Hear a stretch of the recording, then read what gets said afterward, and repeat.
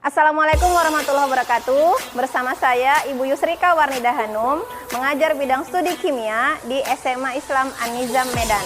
Apa kabar semuanya? Semoga sehat dan tetap semangat belajar meskipun dari rumah. Hari ini kita akan belajar kimia yang pastinya sangat mudah untuk kita pahami. Bismillahirrahmanirrahim. Assalamualaikum warahmatullahi wabarakatuh. Ketemu kembali dengan saya Bu Rika ya, dengan pembelajaran kimia yang sangat menyenangkan dan mudah untuk kita pelajari ya. Nah baik, sebelum kita mulai, marilah kita ucapkan basmalah. Bismillahirrahmanirrahim. Baik anak ibu, sebelumnya kita sudah mempelajari bagaimana menentukan potensial sel ya dari harga enol sel. Nah ini apa Bu, deret volta ini apa? Nah baik, sebelum lebih lanjut, menentukan kespontanan suatu reaksi redoks dapat dilakukan dengan dua cara, nah ya, dengan dua cara. Yang pertama, kita bisa mengetahui ya reaksi itu berlangsung spontan atau tidak. Itu yang pertama dari apakah logam yang mengalami reduksi itu yang memiliki enol sel yang lebih besar atau lebih positif. Jika iya, maka itu akan berlangsung spontan. Yang kedua, dengan deret volta. Dari mana caranya Ibu? Kita lihat deret volta ya. Deret volta ini apa? Deret volta itu adalah urutan unsur yang disusun berdasarkan data potensial reduksinya. Ya, potensial reduksinya. Nah, jadi ini ada deret suatu logam-logam ya kan. Nah, yang mengalami reduksi kan adalah unsur logam. Jadi ada deret logam yang disusun berdasarkan kenaikan potensial reduksinya. Jadi, ini ada litium, kalium, barium, kalsium, natrium, magnesium, aluminium, mangan, zinc ya atau Zn, ferum besi, nikel, stannum ya, plumbum, hidrogen, cuprum nih tembaga, Hg ya, kemudian argentum atau perak, platinum ya, platina ya, Pt, dan aurum atau emas. Ibu bagaimana cara menghafalnya? Nah ini Ibu kasih cara mudah menghafalnya ya. Namanya cara mudah menghafal ya nggak pas-pas sekali, tapi bisa memudahkan kita untuk mengingat urutan logamnya. Jadi lihat, kalau Bapak Kaisar nanti meninggal, kenapa?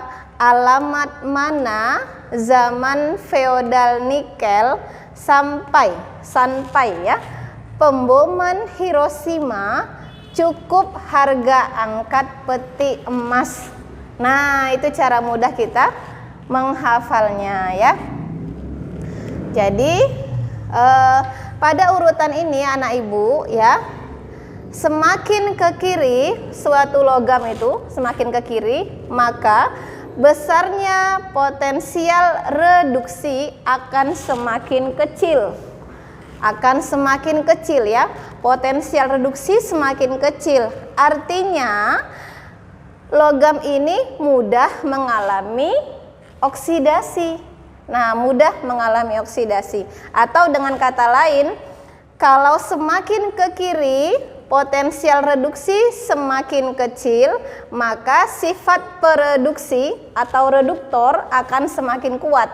Jadi semakin ke kiri, enol selnya semakin kecil, kemudian sifat pereduksi atau reduktornya semakin kuat. Artinya apa Ibu? Semakin ke kiri logam ini akan semakin mudah mengalami oksidasi. Maksudnya logam semakin reaktif gitu ya. Nah, dari urutan logam ini anak ibu, ada syarat bagaimana suatu reaksi itu dapat berlangsung spontan atau tidak. Dari mana taunya? Lihat persamaan ini ya. Reaksi berlangsung spontan jika. Nah, jikanya ini perlu diketahui. Jika apa? Jika L sebagai logam bebas, solid ya. Solid berarti logam bebas, padatan. Bereaksi dengan M L dan M ini simbol saja ya, L logam, M metal, metal artinya logam juga ya. Nah, bereaksi dengan M logam tapi dalam bentuk ion bermuatan positif. Nah, ada S solid berarti padatan, ada Aq di sini berarti dia dalam bentuk larutan nanti ya. Nah, dalam bentuk larutan maka dia pasti ion. Ini akan berlangsung spontan menjadi apa? Menjadi L dalam bentuk larutannya, dalam bentuk ionnya gitu ya, dan M sebagai logam bebasnya. Jadi ini disebut dengan reaksi pendesakan ya. Reaksi pendesakan maksudnya apa pendesakan ini? Dapat digantikan ion logamnya, didesak, digeser gitu maksudnya ya. Syaratnya apa Ibu E? Syaratnya gini. L ini sebagai logam bebas posisinya harus berada di kiri dari M sebagai ion pada deret volta. Makanya kita harus hafal dulu deret voltanya. Harus dihafal Bu. Iya. Kalau nggak hafal gimana? Ya nggak tahu. Ya di soal yang ada hanya reaksi, tidak ada deret voltanya. Di mana ada? Dalam pikiran kita, dalam hafalan kita ya. Nah, jadi syaratnya tadi L sebagai logam bebas posisinya harus di sebelah kiri dari M sebagai ion pada deret volta. Baik anak ibu, syarat suatu reaksi dapat berlangsung spontan jika L sebagai logam bebas posisinya itu berada di kiri dari M sebagai ion ya pada deret volta. Perhatikan contoh berikut ini. Yang pertama ada 2Al ditambah 3ZnSO4 menjadi Al2SO4 3 kali tambah 3Zn. Perhatikan logam-logamnya ya. Nah, jadi di sini ada Al sebagai logam bebas. Kemudian di sini ada Zn sebagai ion, ya kan? Kenapa? Karena dia bersenyawa dengan sulfat dalam bentuk larutan, ya. ZnSO4. Nah, kita ingat pada deret volta. Deret volta itu tadi kalau reaksi itu berlangsung spontan jika syaratnya adalah kalau Al ini posisinya di kiri dari Zn sebagai ion. Nah, anak ibu perhatikan deret volta ini ya. Nah, pada deret volta ini ya, tadi syaratnya adalah L sebagai logam bebas berada di sebelah kiri ya. Jadi, kalau dari soal ini Al, kita lihat di mana Al. Oh, Al-nya ada di sini ya. Nah, ini Al-nya. Ini Al. Kemudian Zn-nya ada di sini. Nah, ini Zn-nya ya. Apakah Al sebagai logam bebas posisinya di sebelah kiri dari Zn sebagai ion? Iya, gitu ya. Posisinya di sebelah kiri. Ini Al-nya dalam bentuk logam bebas atau padatan solid. Kemudian Zn-nya sebagai ion dalam bentuk larutan. Maka kalau Al-nya berada di sebelah kiri dari Zn, maka pada reaksi ini akan berlangsung spontan ya. Nah, jadi reaksi ini berlangsung spontan. Berlangsung spontan itu maksudnya apa Ibu? Reaksinya berlangsung terjadi gitu ya. Nah, perhatikan soal nomor 2. Soal nomor 2 ada Pb nitrat ya. Dengan Ag, bereaksi dengan Ag, apakah akan menghasilkan logam Pb dalam bentuk padatan dan Ag nitrat dalam bentuk larutan? Nah, kita cek ya. Di sini logamnya adalah Pb sebagai ion tapi ya, Pb-nya sebagai ion, Pb nitrat. Kemudian Ag-nya sebagai logam bebas. Sekarang kita lihat pada deret volta ini. Mana Pb dan Ag? Oh, ini Pb. Ini Pb. Ag-nya ini argentum ya. Nah, lihat. Reaksi berlangsung jika apa? Jika Pb kan di sebelah kiri Ag. Nih ya. Jika Pb ini seharusnya dia sebagai logam bebas kan?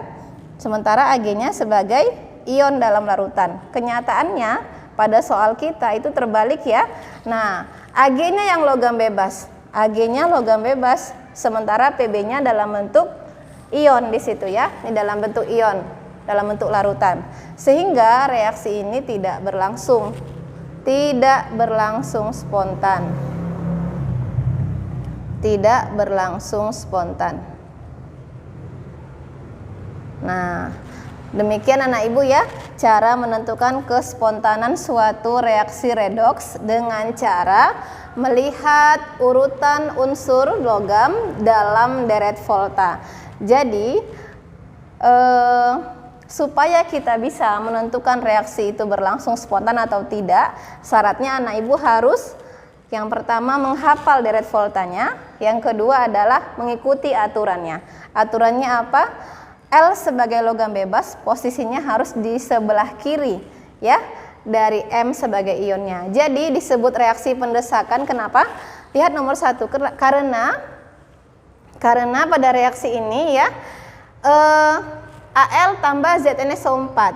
Jadi Al ini bisa mengusir, mendesak begitu ya, menggantikan siapa? Posisi Zn. Sehingga sekarang yang berikatan dengan sulfat adalah aluminium. Zn-nya sudah bergeser ya, sudah didesak, sudah diusir. Sudah sendiri dia sekarang. Berbeda dengan soal nomor 2 ini. Soal nomor 2 ini dia ini tidak dapat berlangsung ya. Tidak terjadi reaksi. Jadi ini tidak terbentuk. Ini tidak terbentuk sebenarnya ya. Ini hanya soalnya saja. Terima kasih anak ibu, semoga bisa dipahami dengan baik. Nanti kita lanjut dengan diskusi. Terima kasih atas perhatiannya. Assalamualaikum warahmatullahi wabarakatuh. Sekianlah pembelajaran kita hari ini. Sampai jumpa di video pembelajaran selanjutnya. Jangan lupa like, comment, and share. SMA Islam An-Nizam, unggul, cerdas, Islami. Assalamualaikum warahmatullahi wabarakatuh.